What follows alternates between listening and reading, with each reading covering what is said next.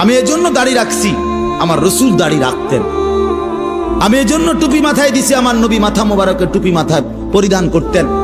আমি এজন্য জামা পাঞ্জাবি গায়ে দিই, তিনি আমার রসুল সাল্লাল্লাহু আলাইহি সাল্লাম জামা পরিধান করতেন।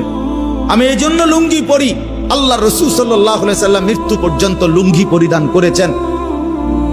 আমি এজন্য মোষ ছোট রাখি, আল্লাহর নবী সাল্লাল্লাহু আলাইহি ওয়াসাল্লাম বলছে একটি সুস্থ মানুষের পরিচয়, যে মানুষটা সুস্থ কিনা খোদার কসম এটার পরিচয় হলো যে মোষ ছোট রাখে, দাড়ি লম্বা করে, সে সুস্থ মানুষ, স্বাভাবিক মানুষ, স্বাভাবিক মানুষ।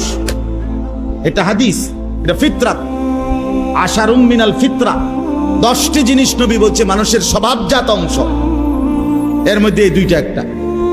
নখ কাটা এটা একটা, যার নখ বড় সে অস্বাভাবিক মানুষ, প্রতিবন্ধী।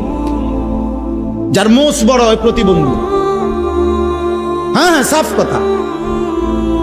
যে দাড়ি কাটে সে প্রতিবন্ধী, তার বুদ্ধি প্রতিবন্ধিতা আছে, বিবেক প্রতিবন্ধী।